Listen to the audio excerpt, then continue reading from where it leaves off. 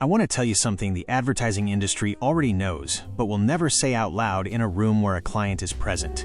They are failing.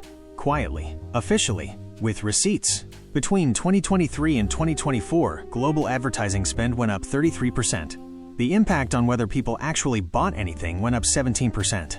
They spent a third more money and got roughly half the result. And the industry's response to that was not to question what they were selling. It was to run more ads, hit people more times. Because somewhere in a boardroom somebody decided the problem was frequency, not product. That's not a strategy. That's a vending machine that stopped working, so you just keep hitting the button harder. Now before we go any further, this video is not about the advertising industry being stupid or evil, even though they very much are. This video is about something that goes deeper than the people running the machine. Because the people running the machine are actually a symptom. And if we keep yelling at the symptom, we're gonna miss the thing that's actually killing us. Here's the thing that's actually killing us. Nobody has anything worth selling. Not to you, not to me, not to anyone who doesn't need to buy something to feel okay about themselves. And that is not an accident. That is the logical endpoint of an economy that stopped making things and started making toys. From 2012 to 2024, the overall US economy grew 34%. Manufacturing grew 21%. 14 of the 19 industries that make up manufacturing grew slower than the overall economy. We didn't just slow down making things. We systematically replaced making things with extracting value from the people who used to buy things. Subscription services, apps, platforms, digital storefronts that charge you to rent what you used to own. And into that vacuum walked the advertising industry, which now has one job: sell the toys and the drugs. The thing that makes you feel like you might get laid and the thing that makes you forget you aren't. That's it.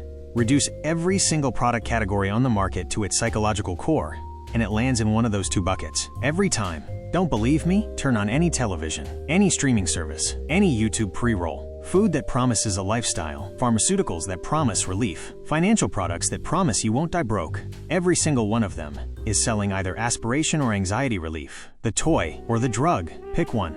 Now here's where YouTube comes in. Because this is the part people get wrong. When YouTube decided to suppress long-form content and push shorts, cutting long-form recommendation slots by up to 80% in their home feed, people got angry at YouTube. And I get it. I've been angry at YouTube.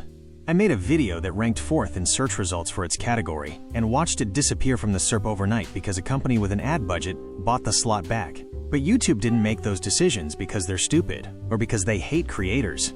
They made those decisions because they are a prisoner. And the warden is the advertising industry. The advertising industry needs a specific type of human to function.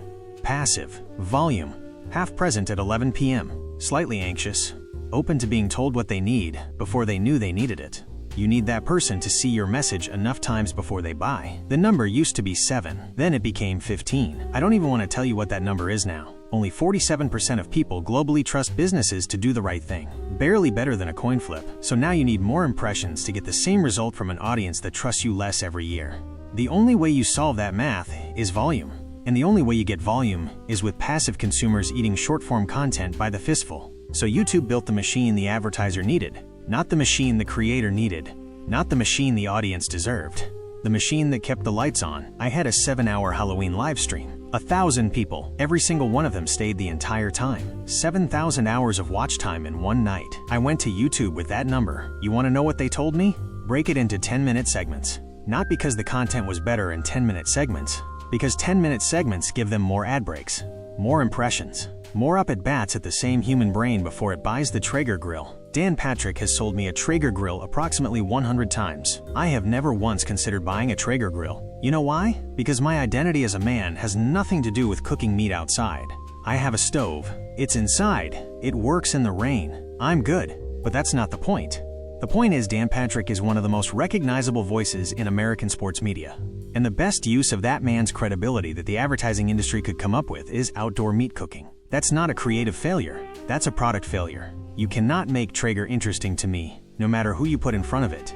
The product doesn't speak to my life, so the ad can't either. And no amount of frequency fixes that. Kantar's own 2024 Creative Effectiveness Report identified what they called a sea of sameness, brand homogeneity, formulaic content, declining consumer trust.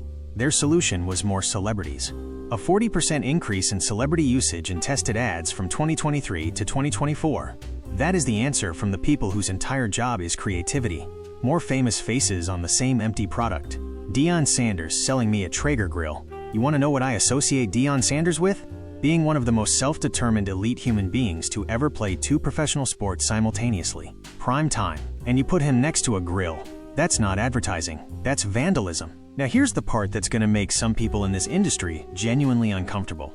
It's not their fault. They are still very much stupid, and some of them are evil, and Gary Vee needs to be on a boat pointed directly at the sun. That part stands. But the structural problem is not the people. The structural problem is that you cannot polish a turd. And right now, the pipeline of products being built in this economy, actual tools, actual systems, things that generate real outcomes for real adults, that pipeline has been gutted, replaced by toys, replaced by subscriptions to things you used to own, replaced by platforms that extract value from the people using them and call it an ecosystem. You want to know what a real product looks like to this audience? It looks like something that puts $1,000 a month in someone's pocket that wasn't there before. Not a get-rich-quick scheme. Not a course that teaches you to sell courses. An actual tool, an actual system. Something that a person can sit down with, do the work, and come out the other side with more capacity than they walked in with. That product, when it exists, doesn't need 30 impressions, because the thing sells itself. Because the person watching already knows the difference between a toy and a tool. They've been waiting for someone to build the tool their whole adult life. And here's the thing, YouTube will never say out loud, they have the data. They know exactly who that person is. They know what they watch, how long they stay, when they come back. They know the difference between the audience that bought something and the audience that just watched. They used my channel as a rest stop for burnt-out soccer moms one afternoon because I released a video at the right time and it got served to the wrong cohort. And YouTube knows that had nothing to do with my channel identity. They used the inventory, extracted the watch time, and moved on, because channel health is my problem. Ad inventory is theirs. That is not a conspiracy. That is a business making rational decisions inside a broken system. The system is broken because the advertiser has nothing worth selling to the person who is actually paying attention. And the person who is actually paying attention knows it, and they're leaving, slowly, quietly, installing ad blockers, skipping pre-rolls, finding creators they trust, and giving them money directly because the platform stopped being worth trusting. Right now, only 28% of Americans trust media to report fully and fairly, record low. And when the media loses trust, the ads that run on it lose trust with it. You cannot separate the two. The credibility of the platform is the credibility of the product. When one goes, the other follows. So here is the actual diagnosis. Not YouTube is evil. Not the algorithm is rigged. Not the advertisers are idiots. The diagnosis is this. We built the most powerful content distribution machine in human history, and then we handed it to an advertising industry that only knows how to sell two things to one type of person.